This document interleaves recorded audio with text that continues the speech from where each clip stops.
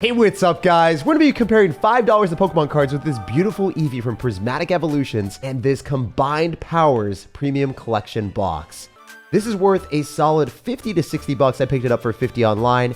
And then this Prismatic Eevee from the ETB, I picked it up for $5 at a card show. Whenever you're at card shows, you're literally going to give you a little bit of wiggle room. If you give them like $5 cash and the card's worth $6, they'll generally say yes. So that was awesome. Big deal. And then this Combined Powers, I had to wait online for the awesome hour. And yeah, I was able to score a big deal. This has got 11 booster packs, 7 foil cards, and 1 big oversized one.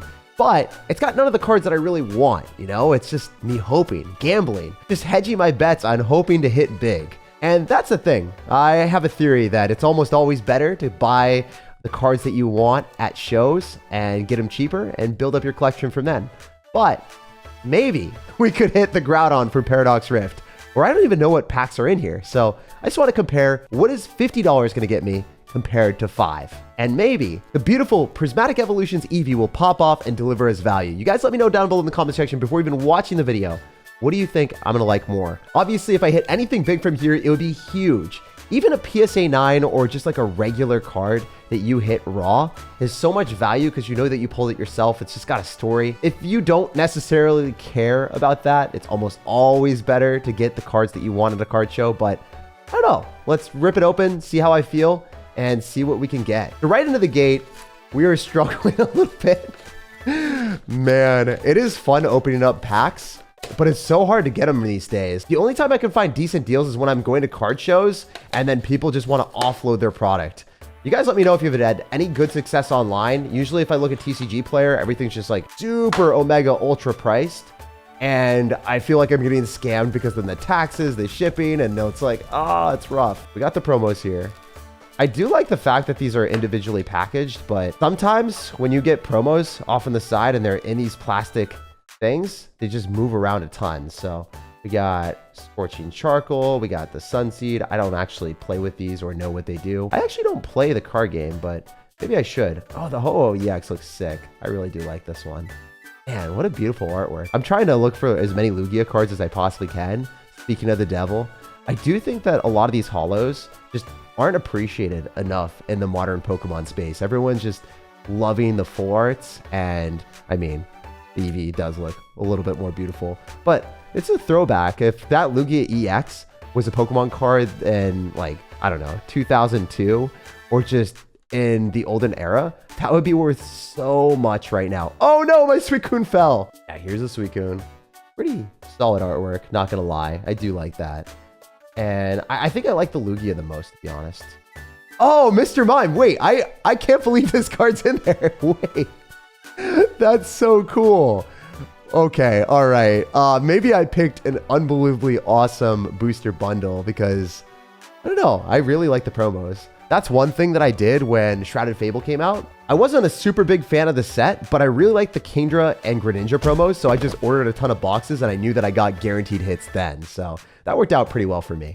But anyway, let's put our big Lugia in a giant sleeve. Yeah, there are giant sleeves for this. I do think that these giant cards are just super undervalued as well. They're really hard to grade. If you ever try to do like PSA grading, you're probably gonna hit a 7 or an 8, or maybe even worse. Just because there's so much more surface area for the card, there's a lot more area for it to get scratched or have issues. So I wouldn't recommend grading oversized cards unless you really know what you're doing or you just have a lot of sentimental value for it. So yeah, I'm going to keep this Lugia EX forever. Now it's time to see what packs we're working with. Paradox Rift, I think, is one of the most underrated sets in the business. I love Groudon on Kyogre, so I definitely am biased. As soon as I saw that Groudon illustration rare, I knew that I wanted to start collecting the set. I do have one. I just don't have one that I pulled, and that would mean so much more to me. Scarlet, Violet, really good set. It's just super hard to get good quality on the cards. I think the Koraidon and Miraidon, having those be like $15 cards if you're ever at a card show, I think those are massive steals if they're actually, you know, decent quality. Because special illustration rares are super hard to pull. My editor will have like the pull rates on the screen. To get those cards, I'm pretty sure like you're gonna be blowing way more than 15 or 20 bucks on average. Because Scarlet and Violet is at least running $5 a pack, and you're not going to be able to get those on average every 3 packs. Got a lot of Paradox Rift here, some Obsidian Flames, I like Obsidian Flames, but I don't really love the Charizard. I'm more of a fan of the Ninetales and the Cleffa, so that's kind of what I'm hoping I hit. If I can hit the Ninetales or Cleffa in these Obsidian Flames packs, that would be sick. And if we hit the Groudon the Paradox Rift, that would be awesome. So when it's all said and done, we have 4 Obsidian Flames packs, 4 Paradox Rift, and we're chilling with 3 Scarlet and Violet base sets. So that's 11 packs for 60 bucks right now in retail, but $50 for what I paid. Not too bad. All right, let's get into business. Let's start with Obsidian Flames because it's right in front of me. You guys can flame me as much as you want for my horrific pack opening talent. It's not that good, you know. I just don't want to damage any of the cards, so I always open it up from the back. And yeah, Spoink. We got a lot of these basic cards. Oh, Darumaka. It's one of my favorite Pokemon in Pokemon Go. He's a beast. We got a Nose Pass as well. And Ninetales. Not the Ninetales we want, but still pretty darn cool. Thundurus. Hey, okay. Well, this Pokemon is pretty cool. I know that it's got some artwork in the new set that's coming out and the booster boxes. I did score those from the Pokemon Center. You guys let me know if you did or not. The queue is definitely difficult for a lot of people to get through, but yeah, I was vigilant. I got lucky, and I was so blessed to be able to get those because I did not get any Destined Rivals, but I did get some of the new sets for Black and White. Oh, okay, that was quite possibly the worst pack rip I've ever done in my life, and that's saying a lot. You guys know I don't know how to pack open. Larvitar, our little poop boy. Yeah, I think that illustration artwork is awesome as well if you do end up hitting that. Bellybolt, Flamingo, Bronzong. We're going to get anything big, or are we going to hit anything that I want? We got a Palafin. So not great here. A little bit of missing. Oh, I didn't realize that the Drillbur was a reverse holo. I didn't know that. Sometimes the normals, you just don't see the reflection, and sometimes the ground Pokemon, you just don't see it. So yeah, I didn't notice the glistening there. Pretty cool. I would love to see some of these artworks expanded. Like, for instance, if Pokemon took the base set that they had, the very first one, and decided that they wanted to make illustration artworks out of them, I think some of the Pokemon cards would just do very well. Like, there's this big box here, but I'm just wondering what else is happening in the scene for Cumby. Anyway, we're going to be going and opening up more Larvitar, Cleffa. Oh, come on, Cleffa. If we get the Cleffa here, I would be so stoked. That would make this so worth it for me, even though we definitely lose money on the pack opening for sure. Like, it's still a massive W for me. Gita. I don't know this trainer. You guys let me know if you know what Gita is or what she does. I'm not really about her. Anyway, our last pack of Obsidian Flames. Can we pull the Cleffa? Can we hit the Ninetales? Or are we going to strike out? I'm praying upon the star that the Cleffa is looking at. Also, that Cleffa always has print lines. It's generally one of the worst cards for quality control that I've seen. I've heard that Obsidian Flames quality control isn't that bad, but every time I look at a card show, the cards are not it. Anyway, we got a Buffalint, we got a Diggersby, and we got a Claydol. So not what we were looking for. It's all good. Still chilling. All right, so I want to go for Scarlet and Violet. It has pretty good pull rates. Paradox Rift, I think, has slightly worse. Let's see if we can get some redemption arc here. If we get a Miraidon, Crydon, or a Railu, I think we're going to be hard chilling here. So we won't be angry like a Railu in the corner. I feel like I'm never angry whenever I'm opening Pokemon cards. You kind of have to accept that you are just doing it for the fun of it instead of like trying to make money. Sometimes people are just degenerately gambling. They're really hoping they hit the biggest card in the set. It's like, probably not going to hit that Charizard, you know? But we'll see what we can get here. We are opening up a Shuppet and Professor's Research. I feel like with the amount of cards that I open, it would just be so cool to be able to build the decks with them. I know that in tournaments, typically for the new sets, you're given 3 packs just to rip open and then build a deck with it. And then you have to be creative and figure it out from there. At least in my local card store, Zulus, that's what they do. And they do a great job. So shout out to them. We're going to open this a little bit faster. Mankey is one of my favorite Pokemon. Wugtrio, I see a supporter in the back. So we did not get anything big, but it is a full art, actually. Wait. No, that's a hit. That's a massive hit. I don't know how much that's worth. I don't know the trainer at all. It's not like, Cynthia that I'd be a little bit more connected to because I played against her in the Elite Four all the time.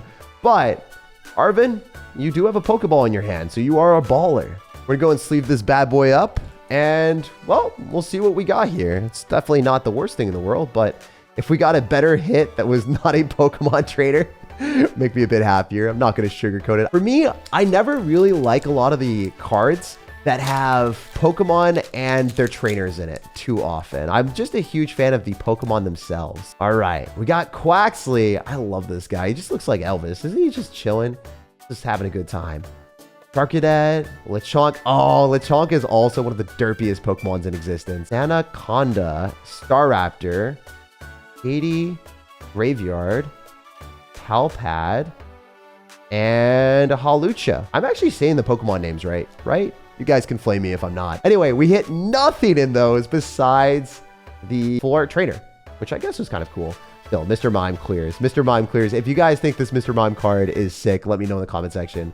I'm pretty stoked that we at least hit that. All right, guys, can we hit a Groudon to make it all happen? There's no way. It's also interesting that Paradox Rift gets a lot of hate, despite them having an Altaria, the Groudon. I think it's just like a really well-developed set where there's so many cards that you can hit. I guess maybe the pull rates aren't phenomenal, and you would personally like probably want like a really high-end card in there, and there's not like the big bangers, but it's still something that I can't really be upset if I hit anything at all. Like, there's just so many good cards. So we hit an Onix, Orbeetle, and a Milotic. Wait, I actually really like this one. I'm happy that we hit this as a holo. I'm going to sleeve this one up. Milotic takes forever to evolve from Feebas, so kind of bringing back childhood memories. At least we were able to hit something that I liked. Okay, we got 3 more. Can we get some last pack magic? I know a lot of people are just like guessing the energies of the Pokemon cards that you're pulling. I never do that. I also don't really say last pack magic. I just kind of wanted to say it. I don't know why. We're going to go and get that Bond Suite. The Feebas. Wait, Feebas. Okay, I think this is telling us something. If we hit a Feebas and we hit the Milotic back to back, that has to be some good luck. Oh, the Snorlax doll is sick. This is awesome. Wait, I wish they would do more Pokemon cards at that. That is probably one of the cutest things I've ever seen. Higgiton, Tatsugiri. Tatsugiri is an awesome Pokemon. Screamtail. This Pokemon people don't really like that much, for whatever reason. I think it's cool. Zekrom and Fire Energy. All right, guys, we got 2 more packs. The $5 right now is looking mighty fine. How many EVs could I get? I could get like freaking 10 of them. Okay, Whismur, Surskit, Porygon, Future Booster Energy Capsule. That was a mouthful, man. That was a lot to capsulate there. Snorunt and the Snorlax doll. Wait. This is a holo, right? Yeah. Wait, that's sick. That's awesome. That's so cool. And we got a Chimpao. I think Chimpao as well. Like, if you guys have opened Paldea Evolved, it's not loved that much, but man, as a like $18 card, that illustration artwork is beautiful. Maybe I'll open some Paldea Evolved later on. You guys let me know, what is your favorite set to open? Paradox Rift is definitely up there for me, so please, Paradox Rift, bless me with one of the best hits we could get. Something that we could remember for always. This Pikachu is looking at you in the corner. Don't disappoint it. Big pulls. We got a Miltank. We got a Wimpod. We got a Plusle. We got a Tantamouse. Dondozo. Fill up. The Veluza? Veneta? Oh, I'm not saying words correctly here at all. We got another Chimpao and a Wochen.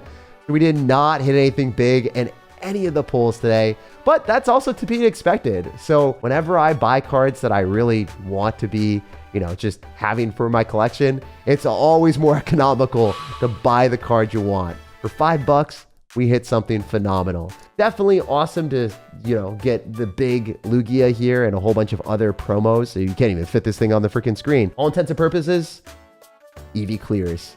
Y'all let me know. I'm resting easy when I got my EVs. You guys personally go to the card shows to pick up your cards, order them online, or what do you do? Or do you just rip your packs and just have fun? Because at least the sentimental value of knowing that I got this Mr. Mime and I got this Milotic, that'll carry some weight for me, and I'll always keep these cards. I'll never want to sell them. Even if they go up to like, you know, 10 bucks a piece or something, I'll always keep them. Let me know what you guys want to see next in future videos. If you want to see me opening up booster boxes, booster packs, talking about my slab collection, doing vendor POVs, I'm open to pretty much anything. I just love Pokemon, and I want to continue to share the hobby with you guys. Leave a like on the video if you enjoyed, subscribe for more content, and I hope you have an amazing rest of your day.